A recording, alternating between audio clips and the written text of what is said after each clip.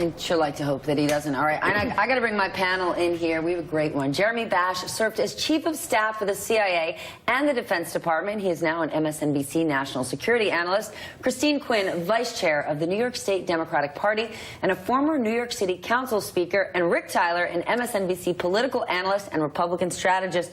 Rick, I'm going to start with you. And before we get to Jared Kushner's statement, which is what I wanted to focus on, guess what we got? A tweet from the president, not on American Heroes Week, not on Jared Kushner.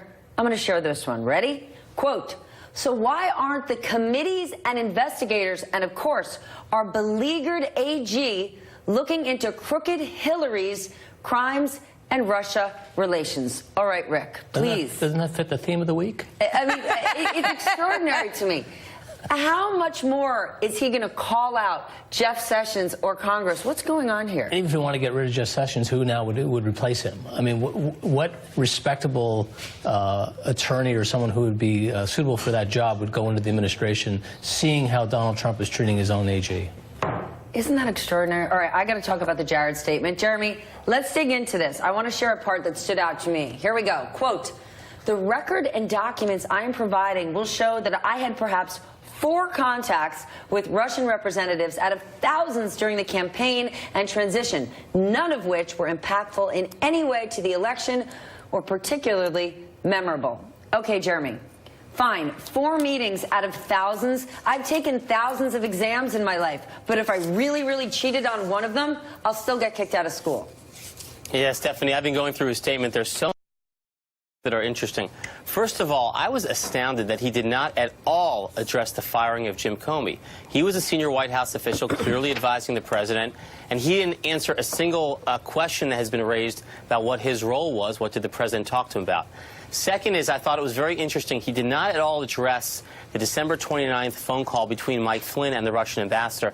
That was the phone call, of course, that led the FBI to begin investigating Flynn, that led Flynn to lie to the FBI on January 24th, and then when acting Attorney General Sally Yates went to the White House counsel and said, "Hey, you've got the National Security Advisor here who can be blackmailed." You know, they left him in the office there for 18 days. Jared Kushner, again, senior White House official, did not address that at all in his statement. And then 2 final things, Stephanie. One is that meeting with the Russian lawyer, he basically said it was a waste of time because she didn't deliver the goods, meaning had she actually provided opposition research from the Russian government, I would have been very interested. I think that's kind of incriminating and concerning.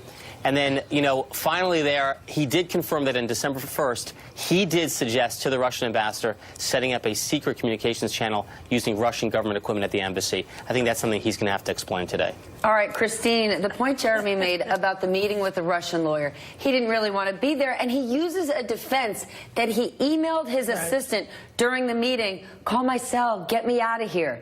That's irrelevant. Totally. He went, and to say, I didn't know what the meeting was about, I didn't go down the thread. In the subject line of the email that Don Jr. had, it says, "Russia, Clinton, private and confidential." Hello. Right, exactly. I mean, first of all, it's a bizarre defense for someone who's so senior in the White House and was so senior in the campaign to say, "I went to a meeting, but I didn't know what meeting I was going to." It just doesn't make any sense. Someone at that level should always be vetting their meetings and know with whom they're meeting. But beyond that, I think once you see the word Russia in a meeting, you're going to take, particularly during the campaign, nonetheless in the header, you should stop in your tracks. I mean, it is just not something that one does when you're running for president of the United States, meet with nation states that are in fact our enemies. It just doesn't hold up to any credibility that this was okay. And let's not forget there's reports of Jared and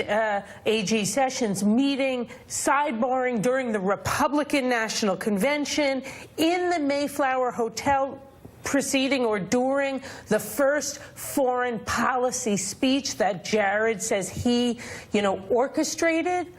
I mean, all of that is just so inappropriate, and during moments that one of our enemies should not even be in the room or relevant to the Republican National Convention. And lastly, the Trump administration seems to forget that intent matters.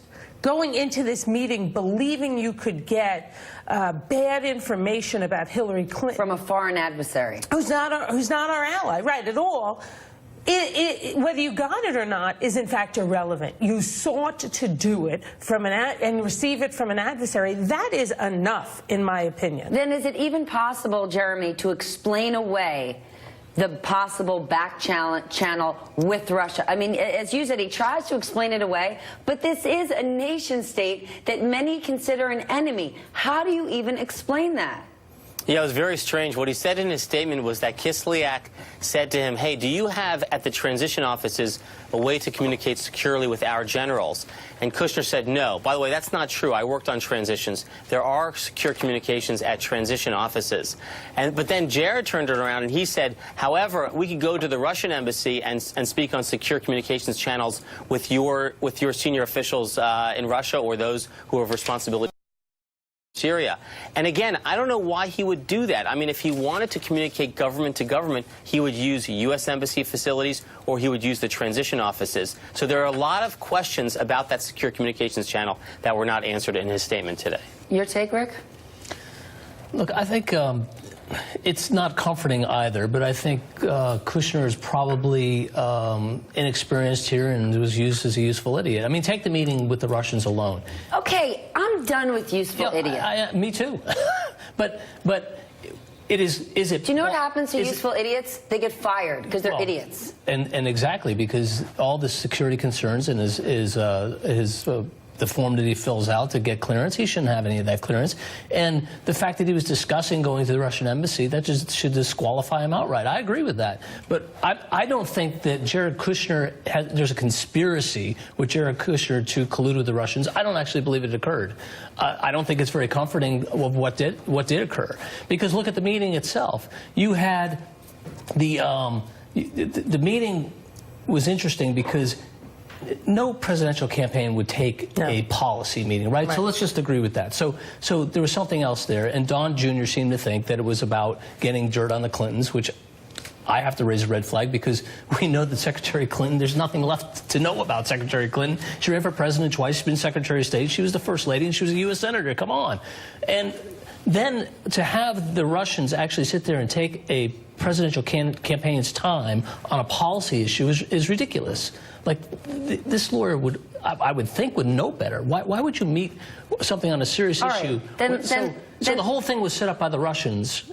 But for if sure. That's even, let's for argument's sake, that's like true. I said, it's not comforting, is it? And if that's true, then either the Trump campaign fell for it, which is bad enough, or they were happy to be a part of it, which a communication from Don Jr. indicates that they were. And useful idiot, I mean, I love that phrase, I'm going to be using it often, but the issue is here we have Mike Flynn who lied to them, Jeff Sessions, who didn't give the correct information about all his contacts, Jared, who didn't fill out his disclosure forms correctly. There's just a series of disregard for how the level of the federal government and what it means. And I think they were inexperienced is no excuse. They were running for president. And hold on then. So let's say they were experienced, 9 months ago, Jeremy Bash, yesterday, Anthony Scaramucci, who was put into the position on Friday when asked about Russia hacking, I want you to hear what he said. Somebody said to me yesterday, I won't tell you who, that if the Russians actually hacked this situation and spilled out those emails, you would have never seen it. You would have never had any evidence of them, meaning that they're super confident in their deception skills in hacking. I don't know who this anonymous person is that said that if the Russians had actually done it, we wouldn't have been able to detect it. But it is the unanimous. How about it was the president, Jay? Okay. Great. Surprise, surprise. The president says maybe it was a 400-pound gorilla who did it. I mean, are they only digging themselves deeper? Yeah, I'm not sure what was more surprising, the fact that Scaramucci gave up the president as a source, or if the president was fundamentally wrong in his assessment. But I also want to come back to one... Wait a minute, are you calling the president an anonymous source? We know they don't like those. One key fact that, again, in the context of the Kushner statement needs to be examined. On October 7th, 2016, the Director of National Intelligence and the Director of Homeland Security put out a statement saying it was the Russian government that engaged in hacking. So after October 7th, all the meetings that happened in November, in December, through the transition, they were on notice that government officials were working to undermine the election. I think that really raises many questions. Why